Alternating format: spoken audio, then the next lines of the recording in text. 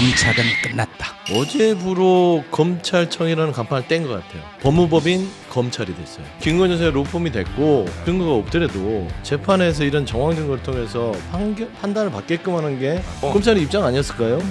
지금은 검찰 전체를 탄핵해야 되고 윤석열, 김건희 공동정권 탄핵 논의를 하고 있는 와중에 검찰 간부 몇 탄핵하는 게 무슨 의미가 있는가? 검찰 지금 중진 분들만 얘기를 해도 이거 다음번 지방선거에서 광역자치단체장 진출을 생각하는 분들이 꽤 있어요.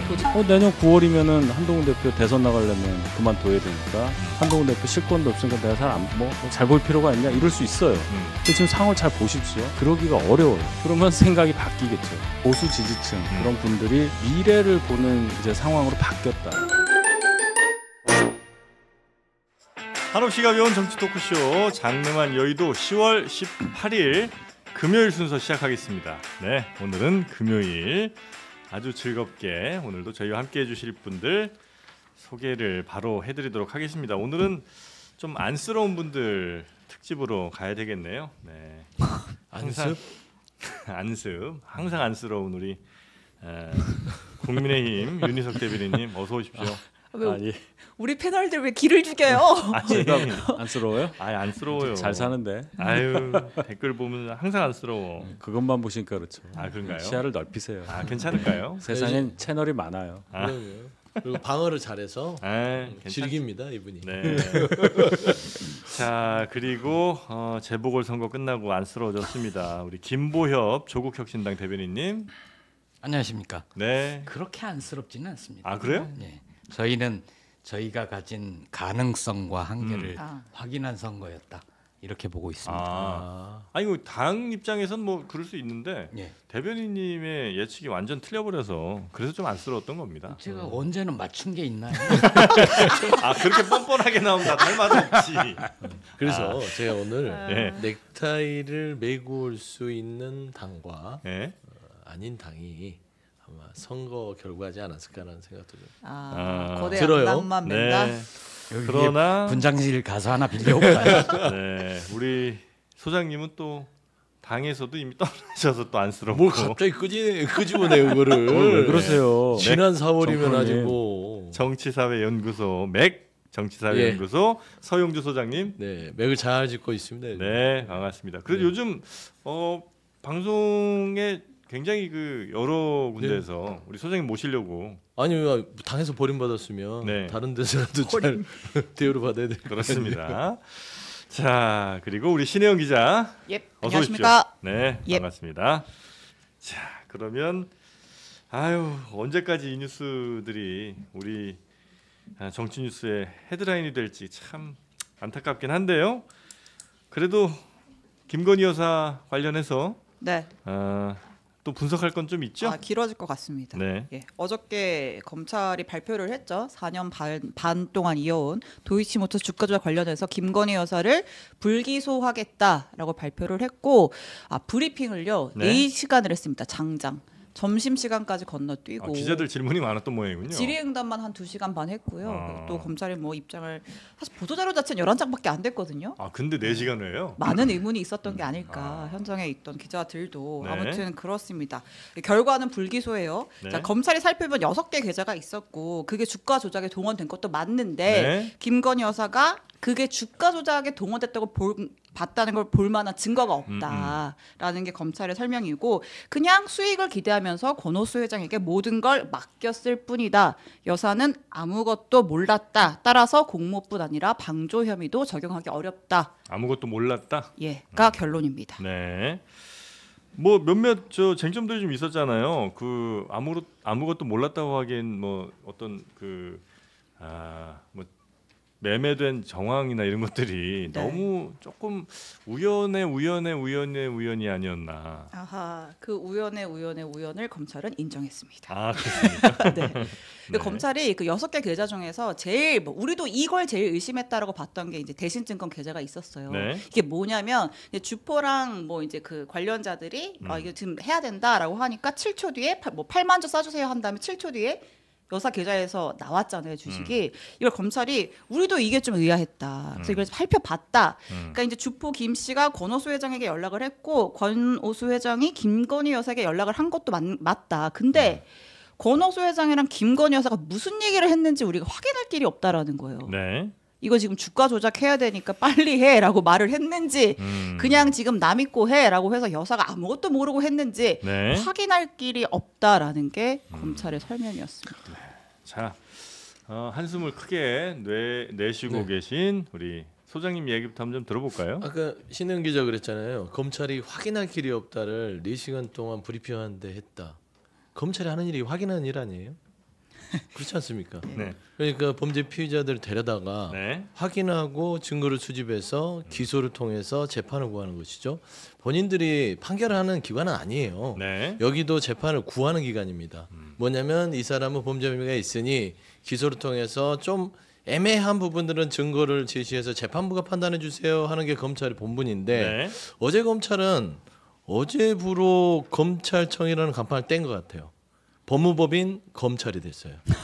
법무법인이 됐습니다. 그래요? 그럼 예. 변호인의 역할을 했다 그래서 이거예요? 로펌이 된 거. 로펌이 됐어요. 김건희 여사의 로펌이 됐고 저는 여러 가지 중에 가장 의아했던 부분들 뭐 사건이야 이 검찰이 법리적인 말장난을 할 수 있다고 보지만 저는 그 권오수 회장과 통화한 부분은 인정하나 그 통화가 주가 조작의 어떤 구체적 증거나 어떤 정황이나 내용들이 증거 없기 때문에 이거는 권오수 회장이 주가 조작의 가장 상위에 있는 도이치모터 회사의 도이치모터 거기에 회장임에도 불구하고 통화를 했으면 일단은 증거가 없더라도 재판에서 이런 정황 증거를 통해서 판단을 받게끔 하는 게 기소를 좀 하고 검찰의 입장 아니었을까요? 그 다음에 보도자료 맨 마지막에 보면 김건희 여사가 주가 조작을 잘 모르는 사람, 평범한 사람, 일반 투자자. 그러니까 초보 운전자. 그러니까 개미 수준도 안 되는 그런 사람이기 때문에 네. 주가 조작할 리가 없어요. 그래서 우리 김건희 여사는 그런 사람이 아니고 순진무구한 사람이에요.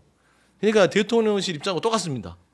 검찰이 4년 6개월 만에 내놓은 거는 대통령실에서 1년 반 전에 2023년에 송건희 씨가 무죄가 나왔을 당시에 그렇게 얘기했죠. 기억하시잖아요. 그냥 계좌를 도용당해서 그 실수로 23억을 벌었다. 이제는 온 국민들은요. 나도 주가 조작범들에게 내 계좌 좀 가져가서 내 통장에 23억 아니 2억 3천 아니면 2,300만 원에도 생겼으면 좋겠다. 난리가 날 것 같습니다. 네, 초심자의 행운이다. 저까지 하고 하시는 게 낫죠. 예, 그럼요. 그럴 것 같습니다. 예. 예. 김보일 대변인님. 네. 예, 검찰이 참 애를 쓴다라는 생각이 들었습니다. 브리핑을 길게 한다고 해서 유죄가 무죄가 되지는 않습니다. 네. 질의응답도 2시간 반이라고 했다던데 저는 오늘 제가 전에 몸담았던 한겨레 신문의 사설이 참 인상적이었는데요. 네. 딱 6글자더라고요. 검찰은 끝났다. 예, 앞에서도 말씀하셨듯이 검찰청이 아니라 김건희 여사 로펌이 돼버린 거죠. 검찰은 죄가 있는지 없는지 찾아서 확인을 하고 그 판단을 재판부에 구해야 되는데 네. 이건 이래서 없고요, 저건 저래서 없고요. 보고 싶은 것만 보고 죄가 될 만한 거는 눈을 감아버린 거 아닙니까? 예를 들어서 BP 패밀리 있잖아요. 네. 가족이잖아요. 블랙홀. 가족이다 보니까 수억 원대 돈을 맡기면서 차용증도 쓰지 않고 내 돈을 어떻게 해달라 운영 계약서라고 하나요? 그런 것도 쓰지 않은 거예요. 가족이에요. 가족은 이익을 나누면서 공범이 되는 거죠. 근데 그런 거는 잘 모르겠다. 검찰이 잘 모르면 어떡합니까? 예. 그 모르는 걸 확인을 해야지. 그래서 어제부로 검찰은 끝났다. 검찰은 윤석열 정권 몰락과 같이 하기로 결심을 한 것 같다. 이렇게 봅니다. 네. 자, 윤희석 대변인님. 네. 어떻게? 네. 오케이, 뭐- 넘어갈까요? 제가 좀 더 할까요? 아니요. 언제? 뭐 이제 많이 말씀하셨는데요. 네. 오랜 시간 그 검찰에서 얘기한 걸 저도 좀 일부 들었고 네. 다른 건 서면으로 막 봤는데 검찰 입장에서는 확실한 증거가 없이 기소를 했을 경우에 뭐 재판에서 안 받아들여질 게 확실하니 네. 이제 불기소 결정을 했겠죠. 근데 한동훈 대표 말대로 우리가 수사 내용을 다 모른 상태에서 예단을 갖고 이건 기소를 해야 되는 거고 저거는 불기소를 해야 되는 거고 판단하는 거는 사리에 맞지 않고 다만 국민들께서 이걸 어떻게 보실지 이것에 대해서는 저희가 엄중히 판단을 해야 되겠죠. 네. 이제 오늘 쭉 이제 나오는 얘기 들어보면 국민들 눈높이에 안 맞는 결정이라고 보시는 의견이 훨씬 많다고 저도 생각을 합니다. 네. 그래서 결론적으로는 사법적인 일단 검찰 단계에서의 절차는 더 이상 진행되지 않는 거지만 정치적으로는 저희는 뭐 충분히 부담을 갖고 있어요. 예. 이 부분에 대해서 이제 앞으로 민주당에서 어제 발의를 했잖아요. 세 번째 특검법. 네. 그럼 이 특검법을 또 어떻게 할 거냐, 어떻게 막을 거냐, 또는 그리고 뭘 여야 합의로 다른 특검법을 할 거냐, 뭐 이런 여러 가지 얘기. 네. 특검법 없이도 갈 수 있도록 뭔가 이 전국이 넘어갈 수 있도록 무슨 조치를 뭐 할 거냐, 뭐 이런 여러 가지 해법들이 이제 논의가 될 상황이 이제 왔다. 네. 그럼 이 정도 당에서는 얘기하겠습니다. 불기소 결정이 더 골치가 아파진 거예요? 좋은 건 아니죠. 예. 한동훈 대표도 국민이 납득할 만한 결과를 여러 차례 얘기를 했기 때문에 좋을 네. 건 없을 거는 같아요. 근데 민주당이 보니까 아주 김건희 여사 특검을 종합 선물센터로 해놨어요. 8가지를 추가를 네, 네, 했고요. 네. 13가지. 13, 그러니까 8가지를 네, 더한 네. 거죠.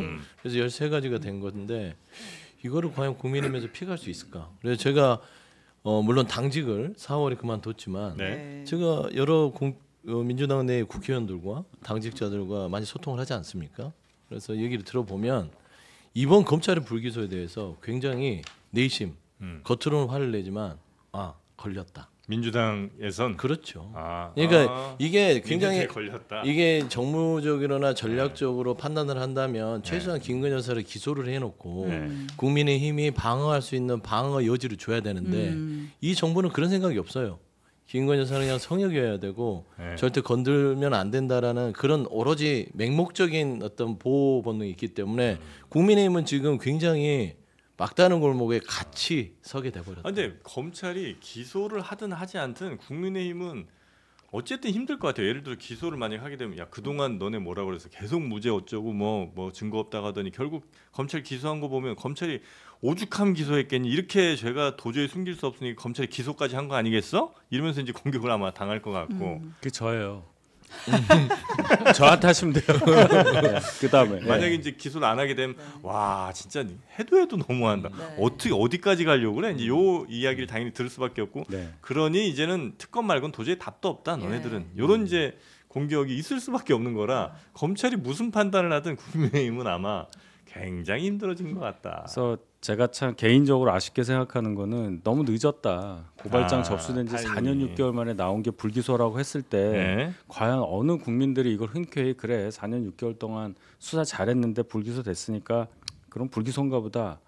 그러기는 어렵잖아요. 수사가 잘 됐다고 인지상정이라고 판단을 봐요. 하는 물론 검찰 입장도 따져볼까요, 충분히 더? 이해합니다. 예. 이분이 중간에 대통령 배우자가 되는 바람에 수사를 일반적으로 할 수 있는 상황이 아니었다는 것도 인정을 예. 하고 또 이 수사 자체가 대선 과정에서 불거진 거라 여러 가지 정치적 함의를 갖고 있기 때문에 네. 일반적인 사건처럼 취급할 수 없었다는 사정도 충분히 이해를 해요.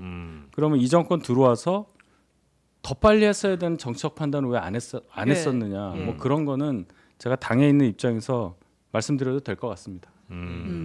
잘했죠? 잘하셨습니다. 네. 근데 아직 넘어갈 때 안 됐습니다. 이게 지금. 단순한 거야. 왜 네. 그러냐면 올 시간 그냥 없는데. 기소하냐 불기소하냐는 왜 국민의힘은 중요하냐면요. 네. 최소한 어깃장을 놓을 수 있는 게 검찰의 기소입니다. 이게 공범 혐의가 아니더라도 방조 혐의라도 기소를 했으면 봐라 그래도 검찰이 뭔가를 하려고 하니까 이걸 좀 지켜보고 특검 너희들 너무 정쟁 아니야라고 국민의힘이 방어를 치면서 본인 지지층한테 호소할 수 있는데 네. 지금 검찰의 4년 6개월 만에 불기소 그다음에 이 얼토당토하는 그런 검찰의 내용들을 보면 일반 국민들이 봤을 때 얼마나 우라통이 터지겠어요. 그리고 아니 1,400만 개미들이 진보 보수가 따로 있겠습니까? 거기 안에도 보수 지지층이 있어요. 네. 그럼 이게 분통이 터지는 일입니다. 그렇기 때문에 불기소 결정 자체는 국민의힘이 이제 더 이상 민주당의 특검에 대해서 할 말이 없어요. 네. 우리 계속 얘기했지만 기소를 하는 게 유죄라는 게 아니에요. 검찰의 역할은 이러이러한 의혹이 있고 혐의점이 있으니까 재판부가 판단을 해달라는 거예요. 네. 근데 이제 어저께 쭉 이제 그 브리핑을 들어보면 애초에 혐의 자체가 없다라고 지금 검찰은 얘기를 하는 거잖아요. 근데 그 과정에서 우리가 해소되지 않은 의문들이 계속 있단 말이에요. 네. 근데 어저께 설명 중에 뭐 우리도 보도를 했었지만 일반 투자자라고? 근데 1차 주포는 왜 김 여사에게 4,700만 원을 보내준 거야?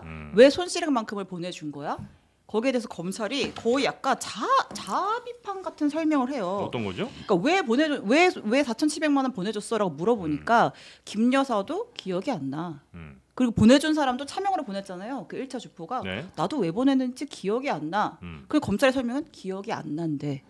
에요. 근데 성격이 이상하잖아요. 손실액만큼의 돈을 그대로 보내줬는데 양쪽은 기억이 안 난다고 하고 검찰은 그래? 그러면서 검찰이 뭐라고 설명하냐면 애초에 우리가 이거 액수가 똑같은데 손실 보전해 준 거 아니야? 라고 질문한 것 자체가 당시 검찰 수사팀 우리가 뭔가 좀 틀을 짜서 물어본 것 같아.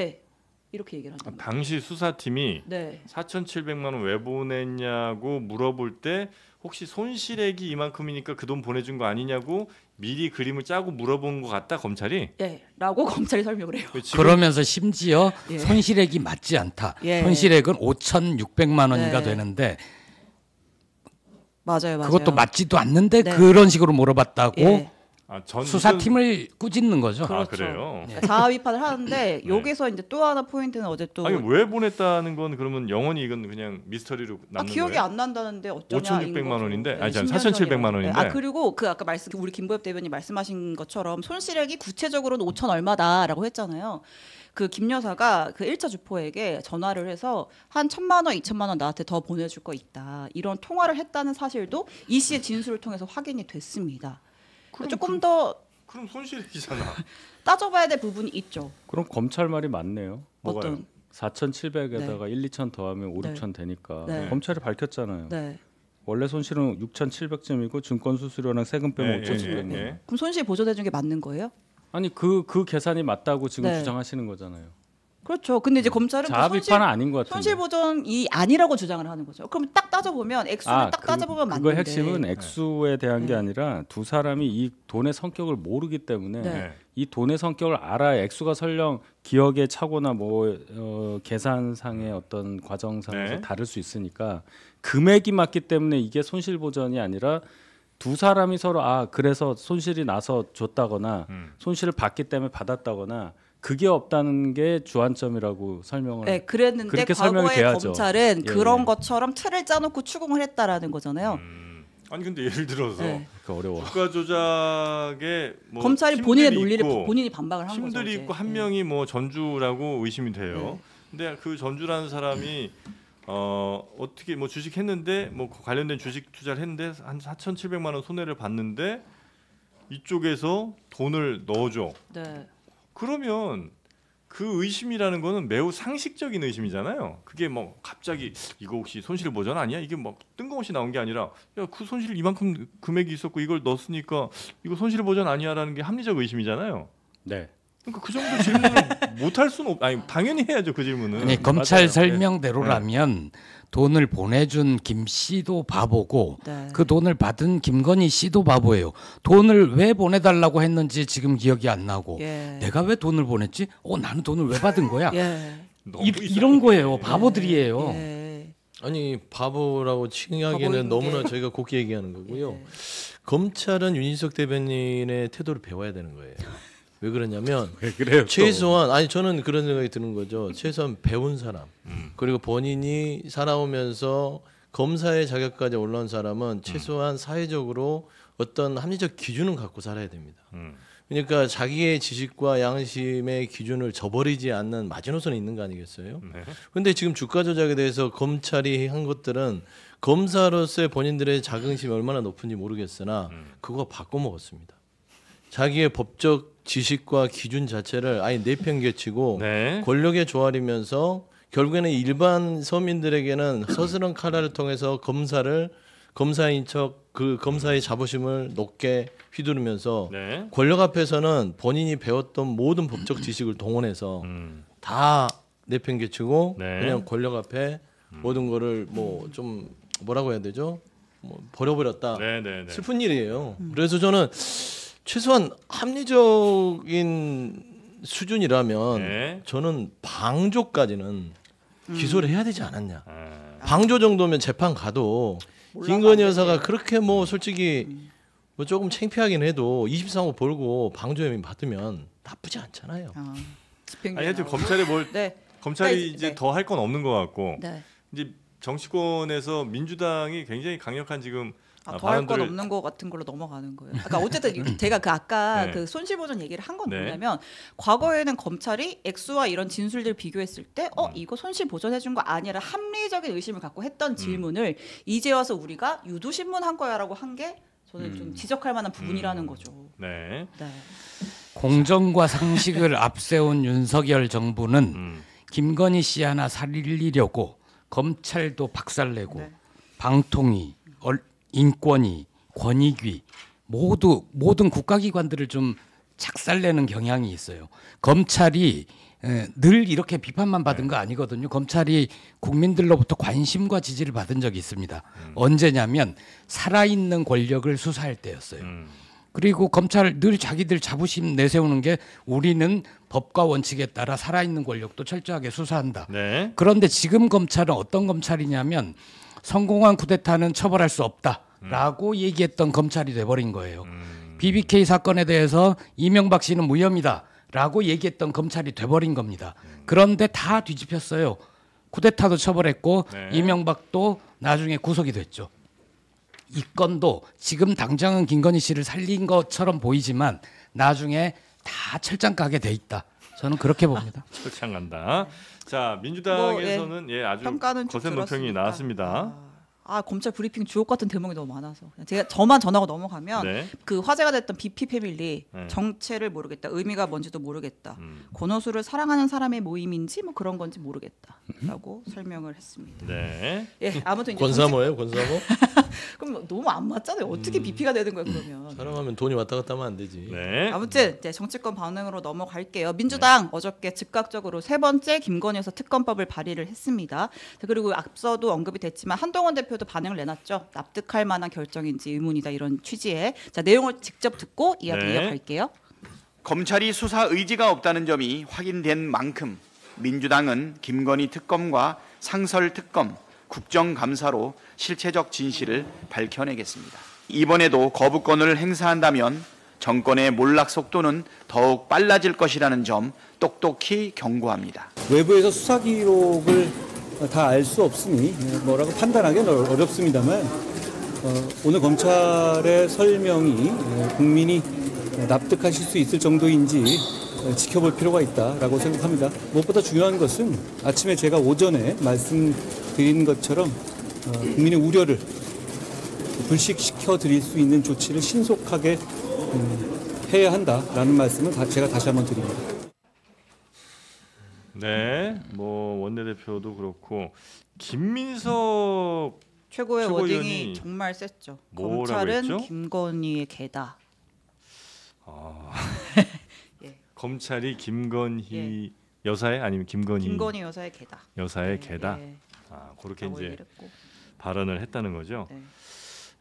민주당에서는 당연히 뭐 반발이 있을 거라고 생각을 했습니다만, 요 정도에서 뭐 당연히 반발로만 끝날 건 아니고 지금 특검법 하고 그다음에 상설 특검도 하셔야죠. 그렇죠. 이제 투트랙으로 가는 것인데 압박수위를 높이겠다는 어떤 전략 같아요. 민주당에서 도이치모터 주가 조작에 대해서 검찰이는 어처구 없는 변호사 행세를 하는 어떤 기소 형태를 보면서 처분을 하는 걸 보면서. 솔직히 이 정도 말은요. 이 정치 영역이 그래도 품격 있게 욕을 못해서 그렇지. 욕하기 바로 직전에 표현입니다. 어디 굉장히 강한 것 같긴 하더라고요. 그렇죠. 이제 개가 나왔으니까 거기 뒤에가 이제 어미가 붙으면 이제 욕이 되잖아요. 그러니까 이제 개라는 표현을 했는데 심정은 훨씬 더 강하게 정말 욕설까지 하고 싶었으나 정치인으로서 그만큼 참아낸 거다. 이 정치 영역이라는 게 국민을 대변하고 국민들의 말을 여과 없이 얘기한다면 정말 귀에 피가 날 정도로 욕이 나올 거예요. 그다음에 이제 검찰이라는 자체가 워치독이라는 얘기를 많이 듣잖아요. 근데 이런 부분에 있어서의 어떤 그런 별명처럼 거기에 붙여서 개라고 했는데 사실상 그러게 한다고 해도 검찰이 할 말은 없는 수준의 어떤 김건희 여사에 대한 처분이었다라는 것이고 이제 특검의 시간이 와버렸다. 검찰도 속은 편할 거예요. 계속 4년 6개월 동안 기소할 거야 말 거야 막 이렇게 괴롭히느니 차라리 시원하게 권력 앞에 불기소 처분하고 사랑받고 결국에는 그 공은 특검으로 가자. 특검을 가는 거가 차라리 검찰도 낫다고 생각해요. 아유, 그냥 계속해서 뭐 이 눈치 보느니. 아니 근데 이 한동훈 대표의 워딩은 어떻게 해석을 해야 돼요? 국민이 납득할 수 있을 정도인지 지켜볼 필요가 있다고 생각한다는 게 뭐 하겠다는 거예요? 그 다음 윤희숙 대표님 눈빛 못 봤지 우리. 내일 전화 갔어. 와, 생각할 시간을 좀 드릴까요? 작전 타임 필요 없어요. 뒤에 말이 있잖아요. 더 이상 의혹이 확대되지 않도록 선제적인 조치가 필요하다. 그 얘기는 보세요. 그 말 속에 굉장히 많은 의미가 숨겨져 있잖아요. 결론은 검찰의 지금 불기소 처분이 국민 눈높이에 안 맞다는 뜻이고 그렇다면은 바로 정치적으로는 특검에 대한 압박이 심해질 텐데 민주당이 지금 내놓은 특검법은 도저히 받아들일 수 없는 특검법이므로 이것을 막기 위해서라면 김건희 여사에 대한 어떠한 조치가 있어야 국민의힘 차원에서 그래도 108석 의원들이 똘똘 뭉쳐서 특검법을 막을 수 있습니다. 이 정도의 얘기죠. 어떤 조치요? 그 세 가지 요구한 거 그런 조치. 질문이 굉장히 셉니다. 쑥쑥 들어오는데. 아니, 저는 어제 한동훈 고마워요. 아니 왜 살려주시는 거예요? 궁금한 게 많은가 봐. 한동훈 대표 이 말을 들으면서 역시 한동훈 대표다 그런 생각을 했습니다. 그 전에는 검찰 발표 전에는 국민이 납득할 수 있는 조치를 취해야 된다라고 얘기를 했었잖아요. 그래서 검찰이 불기소 처분을 했어요. 4시간 브리핑하면서. 그러면 다 알아요. 야당도 알고 국민도 알고 검찰이 봐줬구나. 그걸 다 아는데 국민이 납득하실 수 있는 정도인지 지켜볼 필요가 있다. 된장인지 똥인지 찍어 먹어봐야 하는 거 아니잖아요. 그러면 검찰이 불기소를 했는데 거기에 대해서 한동훈 대표는 입장을 내놔야죠. 뭘 더 지켜봅니까? 그리고 그 뒤에 뭐라고 얘기를 하시냐면 제가 수사 기록을 다 보지 않아서 이런 얘기가 덧붙어요.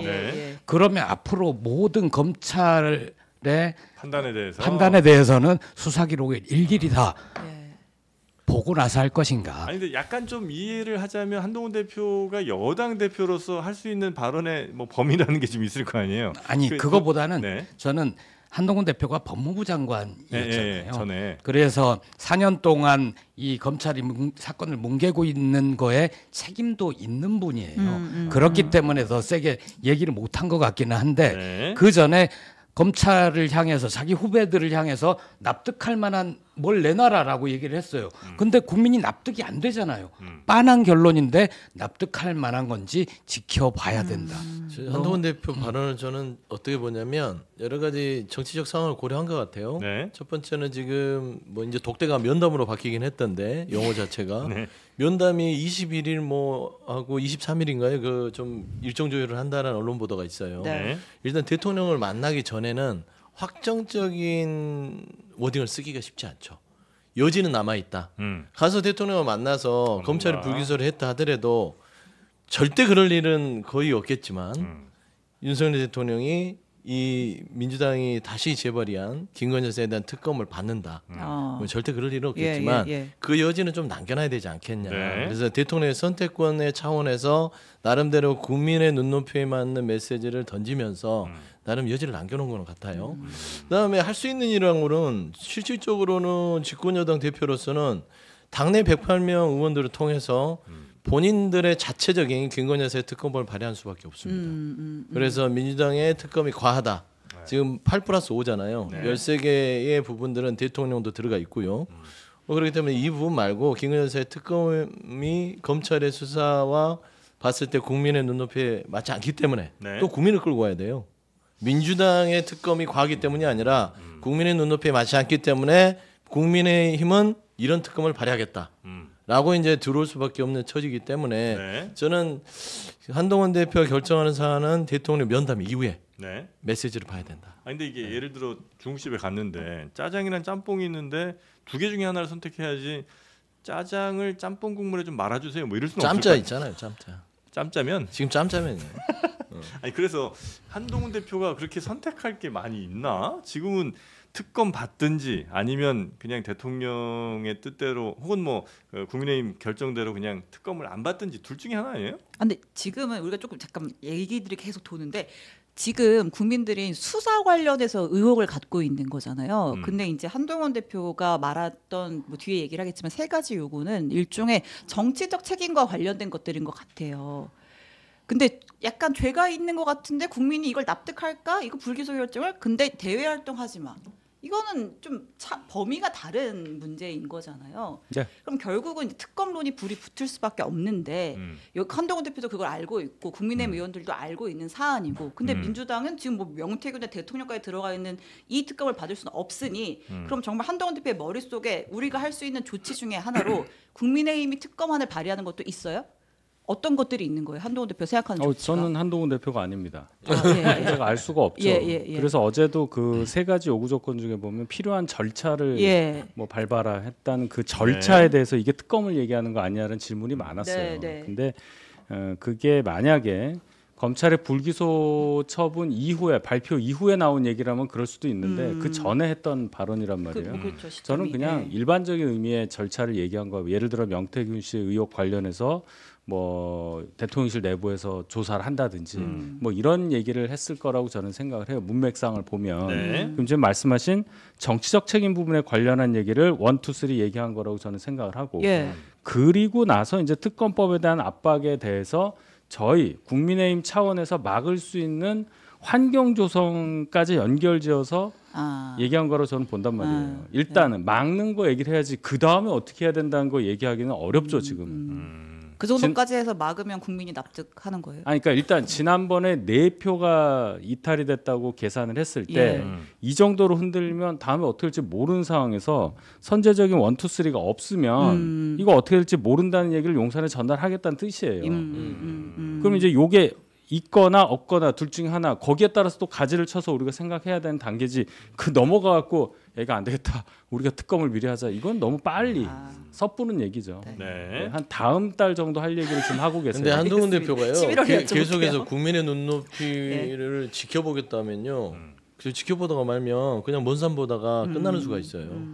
진짜입니다. 그래서 지켜보기만 하면 안 된다는 소리죠. 한동훈 대표가요? 그렇죠. 한동훈 대표는 지금 계속 지켜보겠다. 국민의 눈높이 말만 하고 행동이 없기 때문에 이게 문계기로 판단이 되는 순간 한동훈 대표는 향후의 정치의 스텝이 막히는 수가 있어요. 근데 이건 너무 좀 근원적인 질문 같긴 한데 국민의 눈높이는 한동훈 대표가 어떻게 판단해요? 여론조사 결과예요? 아니면 뭐 언론에서 다루는 내용들을 이제 쭉 읽어보고 정성 평가를 좀 해보겠다는 거예요. 국민의 눈높이라는 게 뭐냐? 그걸 굳이 우리가 딱 온도계 넣고 뭐 습도계 재서 알 수 있는 건 아니잖아요. 그겁니다. 모두가 국민의 눈높이를 국민의 눈높이는 제가 지금 우리가 제 기준이 국민의 눈높이 아닐까 싶어요. 아니 지금 어느 정도 어떤 선에서 얘기하면 다 끄떡끄떡하는 부분이 있잖아요. 그걸 얘기하는 거예요. 저도 여기서 긍정한 거 많아요. 오늘 이 순간에도. 그럼요. 그게 국민의 눈높이죠. 그래요? 그럼 국민의 눈높이라는 게 말이 참 좋아 보이긴 하나 이거는 얼마든지 내가 이 결정을 낼 때 이런 국민의 목소리도 꽤 높은 것 같은데 이렇게 뒤로 숨을 수도 있는 거고 아니면 정말 뭐 여론이 너무 안 좋아서 국민의 눈높이에 맞추겠다고 할 수 있는 거고 그래서 그냥 본인의 결정을 쉴드 치기 위한 하나의 방패막 정도로 얼마든지 활용할 수 있는 거 아닌가 진짜. 근데 좋아요. 한동훈 대표가 지금까지 국민 눈높이라는 단어를 많이 썼는데 그것을 지금 말씀하신 정치적으로 뭔가를 피하기 위한 방편 뭐 변명하기 위한 방편으로 썼다는 사례는 저는 기억이 안 나요. 지금까지는 아무것도 안 했으니까.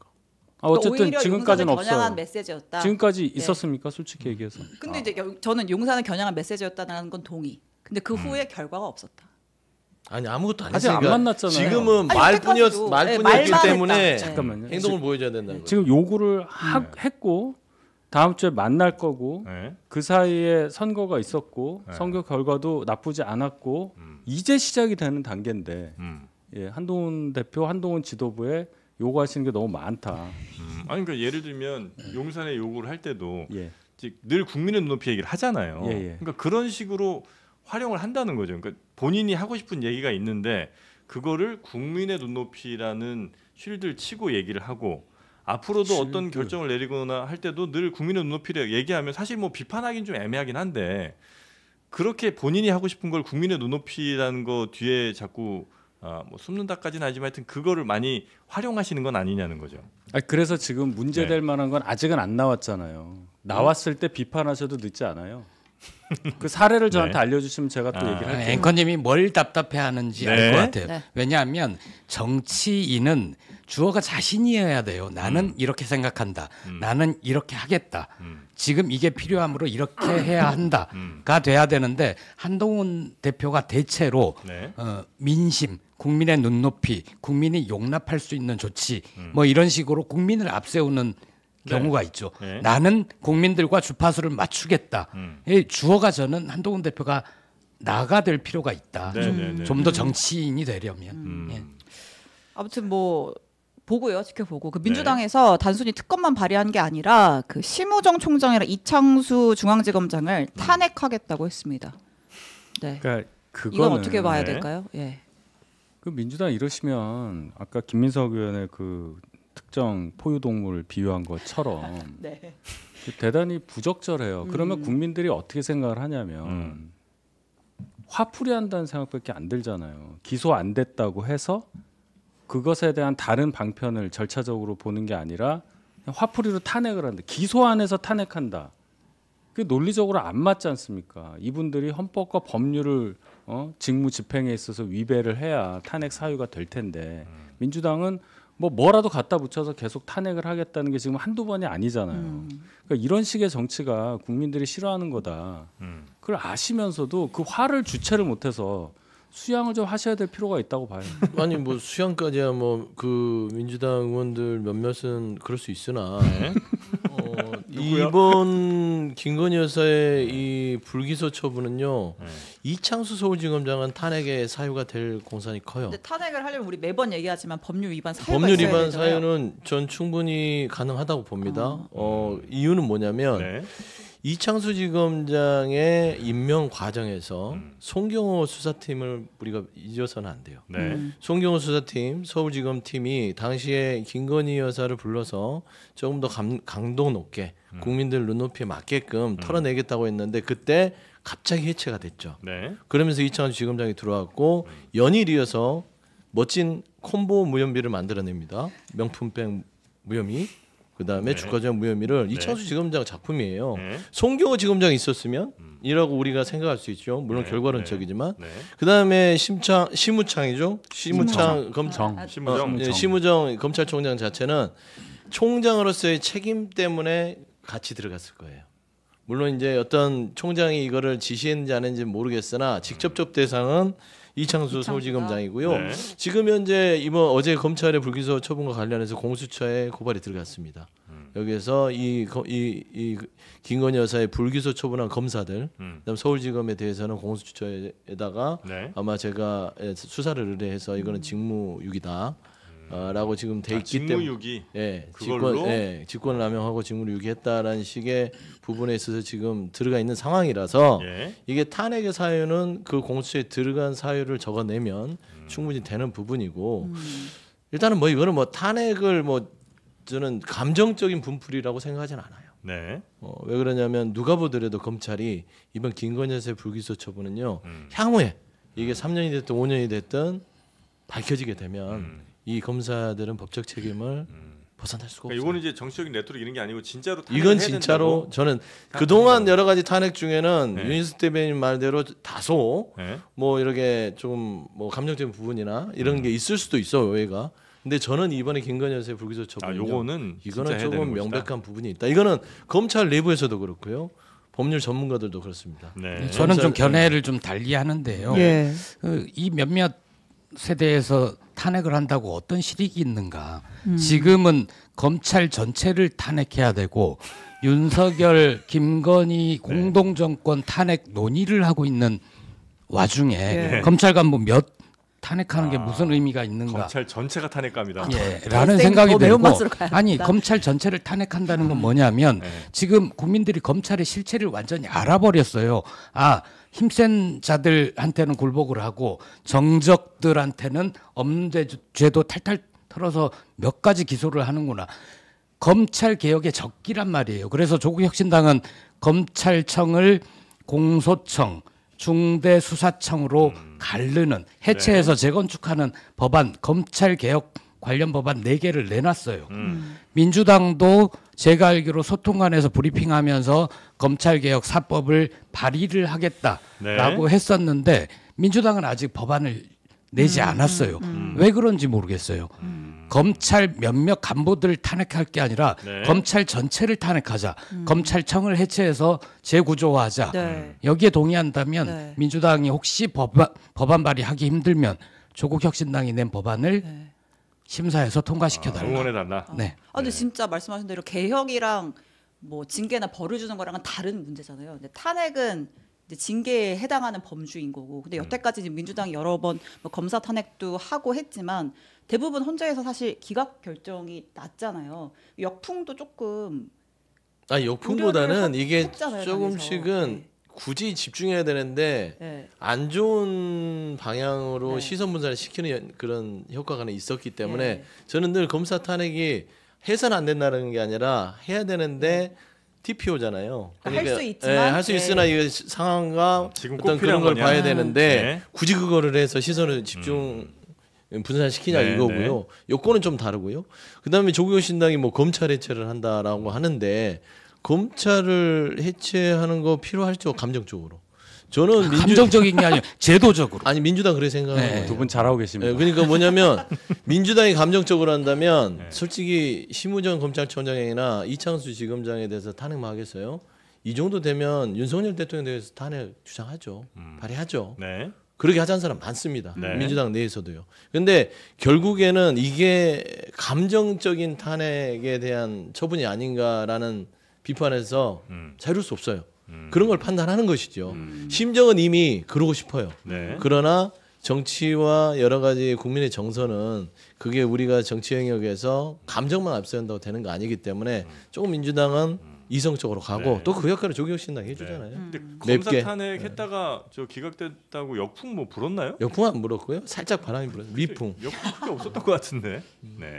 자 그렇게 지금 대통령 혹은 뭐 김건희 여사에 대한 마음들이 썩 안 좋아지고 있는 이런 상황이라 그런가 국민의힘 내부에서도 나 친윤 이제 그만 딱지를 좀 떼야 되겠다 이런 사람들이 나타나고 있다는 소식이 있습니다. 일단 아까 말씀드린 대로 한동훈 대표는 김건희 여사에게 3대 요구를 했고요. 대통령실 인적 쇄신, 대외 활동 중단, 그다음에 의혹 규명에 적극 협조하라 이렇게 요구를 했고 오늘 이제 취재로 나온 언론 보도들을 따르면 이제 친윤계 의원들이 우리가 누가 봐도 그냥 언론에서 친윤이란 딱지를 붙여서 얘기를 하는 뭐 몇몇 중진 혹은 TK 의원들이 기자들한테 전화를 해가지고 앞으로 기사 쓸 때 나 친윤계라고 수식어 좀 붙이지 마. 그래요? 라는 이야기를 했다. 이런 얘기들이 나오더라고요. 좀 거리두기를 하는 건가요, 영상과? 그런 움직임이 조금 감지가 됩니까? 당에서? 저는 몇 주 전부터 좀 들었습니다. 나 친윤 이제 그만할래. 근데 그거는 뭐 내가 친윤에서 친한으로 바뀌어 이런 거보다 이제 상황을 볼 수밖에 없는 정치인의 숙명이에요. 예를 들어서 그 지금 중진 분들만 얘기를 해도 이거 좀 예민할 수 있는데 그분들이 다음번 지방선거에서 광역자치단체장 진출을 생각하는 분들이 꽤 있어요. 도지사 이런 거. 그러면은 그분들이 그때 공천권을 누가 갖고 있냐를 생각을 계속 하고 있을 거 아니에요. 근데 지금 상황에서 보면 내년 9월이면은 한동훈 대표 대선 나가려면 그만둬야 되니까 비대위나 다른 대표가 하니까 한동훈 대표 실권도 없으니까 내가 잘 안 잘 볼 필요가 있냐 이럴 수 있어요. 근데 지금 상황을 잘 보십시오. 그러기가 어려워요. 그러면 생각이 바뀌겠죠. 그런 예민한 것도 있다. 꼭 요 상황만 보고 판단할 건 아니다. 요 상황 지금 막 벌어지는 상황 보면 이해가 안 가죠. 대통령 임기가 반이 더 남아 있고 뭐 이런 것까지 들어가면 근데 거기까지 생각해 보면 그런 분들도 있다. 그런 게 아마 기자분들한테 이 포착이 된 걸로 저는 봅니다. 이번 재보궐 선거 결과도 약간 영향을 미쳤을까요? 하루 새 그렇게 바뀌기는 어렵죠. 쭉 봐왔겠죠.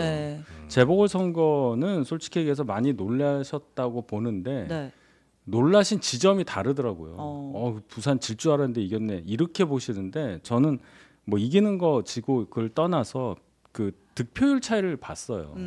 그게 지난번에 총선 때는 이게 금정은요. 네. 단일 선거구예요. 금정 하나에서 국회의원 한 명 나왔고 구청장 또 하나 뽑으니까 네. 딱 비교하기가 좋잖아요. 지난번 총선 때는 13%포인트 차로 이겼단 말이에요. 우리가. 네. 근데 이번에 22%포인트가 넘어요. 그럼 이 차이는 어떻게 난 거냐. 이렇게 늘어난 건 저희가 많이 이긴 건. 네. 그다음에 역으로 인천 강화 같은 데는 지난번에 강화군만 보면 총선에서 27%를 이겼어요. 네. 저희가. 근데 이번에 8% 이겼고 물론 안상수 후보 6점 몇 프로 빼면 한 15%는 그래도 12%가 빠졌잖아요.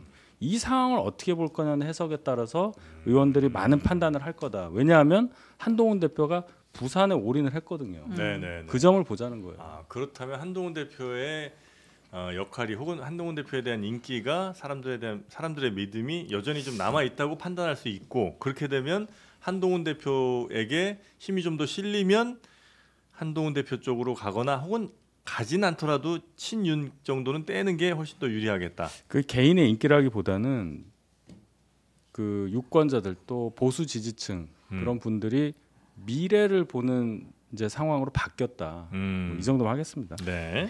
근데 뭐 그건 자연스러운 현상일 수도 있어요. 왜 그러냐면은 안 되는 집안에 네. 머물고 싶겠습니까? 뭐 남포선이 지금 배가 침몰하는 뛰어내려야 살죠. 생존 본능이다라고 봤을 때는 네. 솔직히 이 정치권에 있는 분들이요 장사 한두 번 해본 분들이 아니에요. 예를 들어 국민의힘만 따지면 MB계를 주축으로 해서 윤석열 대통령의 대선에서 큰 역할을 했던 부분들은 MB계였습니다. MB계 몰락했었죠. 근데 윤석열 대통령 통해서 복귀를 해요. 그리고 나서 좀 호가호위하면서 잘 나가다가 다시 윤석열 대통령이 너무 국정에서 낙제점을 받고 있으니 스물스물 발을 뺄 수밖에 없는 거. 이분들은 기본적으로 생존 본능이다. 네. 이걸 너무 또 비판적 시각으로 보기에는 좀 애잔합니다. 각자 또 살아야 되니까. 살아야 되니까. 네. 재보궐 얘기 나온 김에 우리 영광 얘기 짧게만 하죠. 부산 얘기부터 하겠습니다. 부산 얘기 따지고. 예. 그 13% 차이가 이번에 22%로 멀어졌다. 한동훈 대표가 사활을 걸고 뛰어서 열심히 해서 잘했다. 그렇게 해석하실 수도 있는데요. 선거는 상대가 있는 게임이잖아요.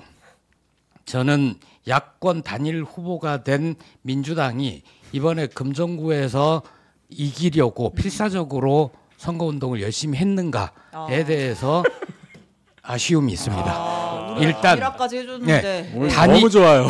단일화 효과를 극대화하는 선거운동을 한 번이라도 했는가. 단일화한 이후에 단일화를 했으면 이재명 대표가 부산을 가면 조국 대표 오시오 우리 김경지 후보 손 한번 들어줍시다. 기 실어줍시다. 해야 되잖아요. 네. 안 했죠. 그리고 막판에 이재명 대표가 전화 걸어서 조국 대표 거기 한번 가주세요. 해서 조국 대표 갔어요. 그럼 우리는 이재명 대표 그럼 내려오시려나 했는데 다음 날 제가 재판이 있어서요. 안 했어요. 그래서 두 분이 손을 번쩍 들고 열심히 선거운동한 그림이 안 만들어졌죠. 단일화 효과가. 그러네. 그래서 제가 생각해보니까. 부산을 내려가서 네. 아니 그 단일화를 했으면 그 두 대표가 이런 그림을 만들어주는 게 효과적이지 않느냐 그렇겠네요. 네. 했더니 그쪽 그 부산의 민주당 선거운동을 하시는 분의 책임자의 말씀은 지난 총선 때도 민주당 쪽 바람이 좋았는데 막판에 샥 탄핵은 막아야 된다 하면서 뒤집어진 것처럼 조국 대표랑 이재명 대표 두 분이 손을 들고 나와서 열심히 돌아다니면 타겟이 돼서 국민의힘 지지자들이 결집할 수 있다? 투표를 안 하고 싶은데 저기 적들이 움직인다 이러고 나와서 투표를 할 수 있다. 그러므로 그분들을 자극하지 말아야 된다. 그런 선거운동이라는 거예요. 그럼 왜 조국 대표는 불렀습니까? 그랬더니 혁신당 지지자들이 마음이 상해서 투표하러 안 올까 봐. 그 정도의 효과만을 얘기를 한 거예요. 하나만 더 말씀드리면 박지원 의원이 다른 방송 가서 무슨 얘기를 하냐면 금정구에서 민주당 후보가 이기는 게 꼭 좋은가? 꼭 좋은가?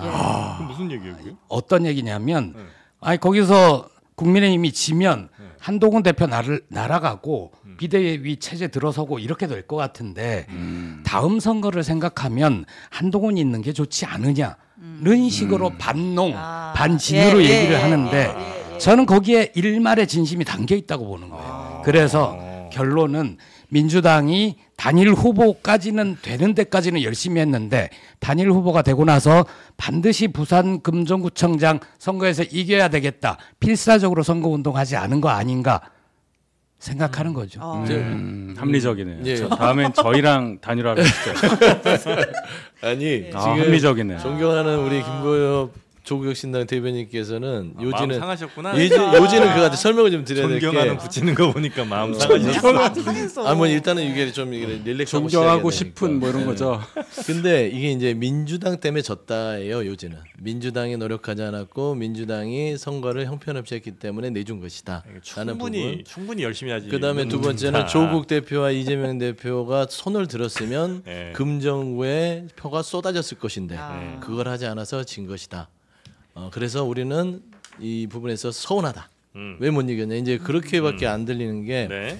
뭐 그럴 수도 있어요. 그런 요인도 아주 100에 한 0.5는 있을 것 같은데 박지원 의원 말은요 표에 영향을 미칠 수도 없는 거예요. 그거는 왜냐면은 어차피 선거라는 게 구도 정책 인물인데 구도와 인물 면에서의 경쟁력이었고 결국엔 구도 싸움이었어요. 이번 재보궐선거는요 네. 윤석열 정권 심판 선거였습니다. 또 강서 재보궐에 이어서 윤석열 정부 안 바뀌고 총선에서 그렇게 두들겨마저도 윤석열 정부 안 바뀌고 그러면 이번에 선거 또 있기 때문에 11.6에서 한 번 더 두드려보자는 게 국민의 정서였을 거예요. 근데 좀 냉정하게 심판을 누구한테 맡겨놓냐였습니다. 부산금정에 따졌을 때는 한동훈 대표라는 분께서 윤석열 대통령을 각을 안 세웠으면 민주당에게 유리한 구도가 됐을 거예요. 근데 한동훈이라는 집권여당의 대표가 용산하고 각을 세우네? 그러면 한동훈 대표를 밀어주면 윤석열이라는 이 현 정권에 대해서 심판과 어떤 각을 세울 수 있는 역할을 하겠구나. 민주당보단 그래도 우리 식구인 국민의힘의 한동훈 대표가 낫지. 라는 그런 구도 형성이 저는 컸다고 봐요. 네. 그래서 이제 그 부분이고 영광 이제 곡선으로 넘어가면 그것도 이제 따지고 보면 부산은 끝났습니까? 그래서 그 정도로 끝내야죠. 존경하니까. 그리고 제 영광곡선 같은 경우는 너무 좋아하시는 거 아니에요, 민석 대변인? 아니에요, 저 뭐 좋을 때도 있어야지 뭐. 잠깐 충전하고 계세요. 좋은 방송이네. 작전 타임에. 근데 영광곡성도 마찬가지예요. 네. 조국혁신당 영광에서 여러 가지로 선전을 했고 뭐 곡성에서 선전하셨어요. 네. 그런데 왜 민주당 후보가 될 수밖에 없냐면 결국엔 심판 선거였기 때문에 그래요. 조국혁신당이 매운 여러 가지 메시지와 지역 바닥 민심을 훑으면서 나름 많은 득표를 했어요. 네네네. 그런데 민주당한테 결국 힘을 몰아준 건 그래도 큰 의석수가 있고 윤석열 정부와 대항해서 싸우기에는 그래도 민주당이 낫지 않겠냐라는 그런 선택적인 어떤 결과치이기 때문에 이런 부분에 있어서는 그냥 윤석열 정부를 탓하시는 게 근데 민주당을 탓하는 것보다 낫다. 예를 들면 전남에서 그렇게 민주당이 이긴 게 새로 만들어진 정치 세력 입장에서 보면 야, 우리가 만약에 조직도 저 민주당 절반만 있었어도 이겼을 것 같다는 조직에 비해서 엄청 잘하신 거예요. 그러니까 그런 생각 하실 것 같아요, 그죠? 이번에 저희는 경기를 처음 출전했잖아요. 네. 4월 총선을 치르긴 했지만 그때는 비례대표만 네. 있었고 지역 선거라는 걸 처음 치렀습니다. 첫 출전을 해서 은메달과 동메달을 땄어요. 근데 이제 이 선거는 금메달만 인정받는 선거여서 선거 패배다 이렇게 하실 수 있지만 저희는 그 첫 지역 선거에서 한 곳에서는 36%, 한 곳에서는 26% 정도 26%. 그렇게 받은 것은 저희는 당선은 되지 못했지만 작은 신생 정당으로서 최선을 다했고 우리의 가능성과 한계를 봤다. 그리고 정치 환경이 어떻다라는 거에 대해서도 봤다. 경험치를 쌓고 앞으로 그러면 우리가 무엇이 강하고 무엇이 약한가. 그걸 바탕으로 해서 다음 내년 4월 재보궐선거 그리고 2026년 지방선거에 어떻게 효과적인 선거운동을 할 것인가. 여러 가지 성찰을 해볼 대목이 많다고 봅니다. 자, 빨리 한두 개만 더 마지막으로 볼까요? 하나. 저희 오늘 이분 이름을 한 번도 이야기하지 않은 거 실화입니까? 명태균? 네, 명태균 얘기 한 번도 안 했는데 마지막으로 질릴 때도 됐잖아요. 네, 하루 정도 쉬어야지. 자, 요거 한겨레 보도인데요. 그러니까 그 명태균 씨가 지난 2022년 3월, 그러니까 대선 열흘 앞두고 윤석열 대통령 당시 후보에게 보고하기 위해서 매일 여론조사를 했다라는 거예요. 돈이 들어갔을 거 아니에요. 그 돈을 어떻게 충당을 했냐면 그해 6월에 지방선거에 출마하려던 국민의힘 예비 후보들한테서 뭐 거뒀다라는 거죠.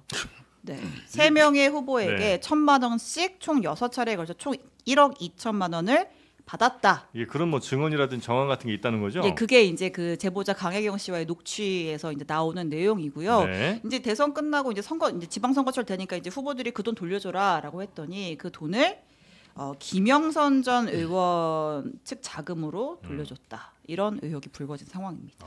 그러니까 이제 원래는 이 사람들한테 우리가 공천 줄게를 약속을 했었는데 대신 돈 받고 공천 줄게 약속했는데 공천을 못 주니까 돈 돌려줘. 예. 하니까 그 돈은 그러면 김영선 의원 이쪽 돈에서 네, 돌려줬다고요? 줬다. 이거는 매관매직이고 공천 헌금이죠. 예. 자리를 돈 주고 판 건데요. 예. 저는 어제 이 기사를 보면서 그 여론조사는 오로지 윤석열 당시 대통령 후보만을 위한 여론조사였거든요. 네. 그러면 거기에 든 돈은 국민의힘 대선 선대위에서 나오거나 윤석열 후보 쪽에서 나와야 됩니다. 그게 안 나오고 국민의힘으로 지방자치단체 선거에 출마하려고 했던 예비 후보들이 돈을 대신 냈다. 이거는 다음에 내가 공천 받기 위해서 미리 헌금을 내는 거고, 그리고 그 사람들한테 돈을 요구했다는 거는 명태균 씨가 자신의 영향력을 바탕으로 자리를 돈 주고 판 거죠. 네. 그래 놓고 나중에 그 돈을 국민의힘이나 윤석열 후보 쪽이 갚은 게 아니라 김영선 의원이 갚았다는 건 강혜경 씨가 그 얘기를 하잖아요. 돈 받으러 갔다가 공천 받아왔다고. 3억 6천 받으러 서울 가더니 김영선 공천을 받아왔다. 그랬거든요. 네. 김영선 의원이 공천을 받고 당선이 됐으니 당신이 그 돈을 그럼 대신 내줘라. 제가 제일 궁금한 건 윤석열 대통령, 김건희 여사 이걸 몰랐을까. 여론조사 10번, 9번 이렇게 하면 돈이 억대로 드는 걸 알 텐데 그럼 이 돈은 과연 누가 내고 있지? 라는 걸 아무 관심이 없었을까? 그게 의문입니다. 몰랐을 수도 있어요. 이거는 누가요? 그 대통령 내외가 윤 대통령 내용은 김건희 여사는 주식에 대한 전문성이 없는 일반 투자자잖아요. 그렇군요. 당시 윤석열 대통령도요 정치의 문외 아닌 일반 정치 입문자였어요. 바보 아닌가요? 바보. 뭐 바보라 표현은 그렇고 그냥 무식한. 따지고 보면은 전문성이 없는 그 아무것도 모르는 분이었기 때문에 네. 그 돈이 어떻게 형성되는지는 몰랐을 수도 있으나 추후에 알았는지는 한번 뭐 수사가 진행된다면 확인해 볼 필요는 있겠다. 제가 좀 얘기하면요. 일방적으로 갖고 와서 이거 이렇습니다. 이거 저렇습니다. 하고 얘기해서 공산이 커요. 근데 그 과정에서 이거 어떻게 했는데 돈도 안 줬는데 이렇게 해와. 이런 것까지 얘기를 했을 거를 기대를 하고 우리가 일반적으로 이거 무슨 돈으로 하느냐. 그래서 돈을 줘야 되는 거 아니냐. 이런 인식이 왜 없었냐고 얘기하는데 대선 그 바쁜 일정 중에서 그냥 갖고 오는 것에 대해서 그렇게까지 모르겠습니다. 저는 이게 만약에 나를 위해서 이거 해주고 거기에 대해서 그럼 뭔가 비용 얘기가 나와야 돼요. 그렇게 되면 네. 그런 과정 없이 명태균 씨 그 개인 차원이라고 해야 될까요? 일방적으로 갖고 오는 자료에 대해서까지 금전 이 교부 이 상태까지 우리가 얘기를 해서 뭐 정치자금법 얘기하고 더 나아가서는 이 사람들 간의 공천 관련한 돈 거래를 가지고 윤석열 후보 국민의힘까지 확장하는 거는 굉장히 무리가 있다고 저는 생각합니다. 확인해봐야겠지만 한 대목이 조금 꺼림직한 게 강혜경 씨가 당시에 명태균 씨랑 얘기하는 대화 내중에 청구서를 하나 작성해 주라. 그 청구서를 들고 내가 가서 돈 받아와야겠다라는 거예요. 저는 돈을 요구했다고 생각하지 않아요. 정치권에 오래 있었으니까 최소한 공치사를 했을 겁니다. 윤석열 후보나 김건희 여사한테 보세요. 이게 청구서가 이 정도 들었습니다. 제가 이 정도 돈을 한 3억 얼마 정도 들여서 내가 했으니까 저 잊지 말고 반드시 당선될 거니까 걱정 마십시오. 공치사를 하고 했다면 돈이 오가지는 않았어도 이 정도의 돈이 나를 위해서 들어갔다라는 게 인지됐다면 이것도 확인할 필요는 있지 않을까라는 제 개인적인 아니, 추측입니다. 그리고 저 윤석열 대통령은 물론 정치 현직에 있지는 않았었지만 그 관련된 수사는 많이 했을 거 아니에요. 뭐 네. 정치자금 수사, 뭐 정치인 수사 이런 거 많이 하다 보면 어떤 부분에서 문제가 생겼는지를 그동안 모르지 않을 거 아닙니까? 그렇게 수사를 아주 디테일하게 하셨을 거라고 단정을 짓죠. 윤석열 대통령 검사 시절에? 아니 검사니까 당연히 알겠죠. 그래서 만약에 이런 일들이 생기면 반드시 뒤에 탈라더라 이런 것들을 모르진 않았을 것 같은데. 그러니까 지금 우리가 이거를 굉장히 이제 와서 이게 이렇게 돼서 이렇게 되는 과정에 대가를 지불하지 않았으면 문제가 된다고 보니까 지금 얘기를 하는 거지. 네. 이 사람이 일방적으로 와서 명태균이 누군지 솔직히 이런 분들이 꽤 많이 있었을 거고 그냥 와서 그래요. 나를 도와준다니까. 아 이렇게 이깁니다. 많이 이깁니다. 좋아요. 이렇게 얘기한 걸 나중에 이 금액을 줬어야 되는구나. 정치자금법이구나. 이거 대선 된다면 2년 반 후에 JTBC에서 나를 어떻게 하겠구나. 이러기는 어렵다는 거예요. 그 상황에서 줬어야 되는구나는 알아야죠. 네? 줬어야 되는구나. 그러니까 알아야지. 일방적으로 와서 제 얘기는 일방적이라는 거에 방점이 있는 거예요. 와서 이렇게 누가 보여줘. 그러니까 제가 자꾸 뭐 옛날 월부 책장수 얘기를 하는 거예요. 집에 와서 그냥 책 딱 놓고 그냥 가잖아요. 그리고 매달 막 고지서 보내고. 아니 뭐 그러면 좋지만 윤석열 대통령이 월부 책장사는 아니잖아요. 아니 그러니까- 명태균 씨가 월부 책장수. 아니 그러니까 거기가 이해를 그런데- 못한 거야 지금. 이해를 안 하고 싶었어 옵니다, 방금. 지금 그런 근데 모르겠어요. 중요한 거는 돈보다 나도 더 큰 걸 줬잖아요. 아니, 어쨌든 그 상황에 있지 않은 상태에서 요것만 가지고 이게 정치자금법 돈을 왜 안 줬냐, 돈을 안 줬으니까 그걸 공천으로 퉁쳤다. 이거는 명시 혼자 장난친 거다. 자작극이라고 보기는 힘들죠. 그게 아니라 너무 짜맞춘 것 같단 말이에요. 예. 아니 근데 이게 예를 들어서 대통령 뭐 후보 시절에 사무실이 다 오픈이 돼 있어갖고 아무나 막 들어와서 들락날락하면서 아유 왔습니다. 뭐 배달 왔네요. 짜장면도 왔고요. 뭐 이건 아닐 거 아니에요. 그러니까 어쨌든 대통령 후보를 만나기 위해서는 적어도 뭐 국회의원이든 뭐 이런 사람들의 연이 있는 혹은 그래도 뭐 실력자라고 하는 사람들이 이제 하나하나 정제된 것들을 갖고 올 텐데 그걸 갖고 오는 거에 대해서 뭐 잘 결과 좋네. 요 정도로 끝난 건 이게 좀 문제가 있는 거 아닌가 하는 생각이 살짝 들긴 하는데 뭐 별로 그때 상황이 되지 않았으니까 우리는 이제 알기 좀 어렵다는 자, 말씀인 누가 거죠. 보고를 했어요. 네. 여러 가지로 보고를 해서 이렇게 뭐 올려. 네. 그리고 그렇다. 그럼 내가 얼마를 주면 돼? 이러진 않잖아요. 그러니까 이게 여론조사이기 때문에 여론조사는 비용이 들고 이거 하려면 어떻게 되고 이걸 생각해서 거기까지 갈 수 있는 상황이었냐. 그 상황을 그 대선 그 과정에서 아니, 예를 들어 여론조사 왔어요. 야 이건 어디서 조사한 거야? PNR이랍니다. 누가 뭐 이랬대? 이런 거 정도는 기본으로 묻지 않나요? 얼마야라는 것을 물어보지 돈이 않았다 그 얘기를 하는 건데. 뭐 얼마야는 뭐 모르겠어요. 뭐 안 물어볼 수 있죠, 그거는. 댓글 네. 폭탄 터지겠네. 그러니까 여기까지 아니요, 하세요. 아니요, 아니요. 네. 근데 이제 저는 합리적 의심을 네. 하는 것들이 이 명태균 씨 스타일이라면 이 청구서를 그냥 작성해 달라고 하진 않았을 거예요. 강혜경 씨한테 가지고 가서 보여주면서 흔들고 본인은 공치사를 하면서 결국에는 뭐 돈을 준다고 할 수도 있었어. 이렇게 많이 들었어? 하면 됐습니다. 그거 저 나중에는 그냥 내가 부탁 하나 들어주이소 하고 올 수도 있는 거 아니겠습니까? 네. 연기 좋습니다. 좀 됐습니다. 사투리가 네. 어색해요. 미안해요. 네. 하여튼 그래 공상이 그런 상황이 있다. 네. 그거는 이제 있다. 길게 봐야 돼요. 공천 개입까지. 이 부분만 딱 떼서 정치자금으로 들어가면 공천 개입의 부분들에 있어서 집중력이 떨어질 수 있다. 아니 좀 그럴 수는 있을 것 같아요. 이건 뭐 너무 추측이긴 한데 그 자세한 것들은 우리 여사님이 다 이렇게 좀 뭐 해주실 거고 일단은 대통령한테는 그냥 그 여론조사 결과 정도만 지금 이기고 있답니다. 요 정도만 이제 보고가 되고 뭐 예를 들어 여사님이 나머지 뭐 그래 뭐 돈 얼마 들고 이런 것들은 이제 워낙 이제 여사님이 그런 것들 관리를 잘하시니까 저는 이 생각도 들어요. 이 사람이 뭐 깜깜이 기간에 블랙아웃 기간에 9번을 했다는 건데 이게 그럼 다 9번을 다 갖고 와서 보고를 했느냐. 그래서 제가 월부 책장수 얘기를 하는 거예요. 그거 어떻게 하냔 말이에요. 이거를 갖다 줘서 이게 정말로 그래 1번에는 이렇게 나오는데 2번은 어떤가, 자 4번은 어때, 이렇게 됐겠느냐. 그것도 알아야 될 거 아니에요 우리가. 그거 없이 이 사람이 13번을 했고 뭐 9번을 했는데 하나가 뭐 4천이 들었는데 왜 돈을 안 주냐. 그러한 관점으로 접근을 하면은 무리가 많다. 그래서 특검을 해야 됩니다. 끝날 시간이라서 웬만하면 말씀을 안 드리려고 하는 거예요. 그거 하지 마.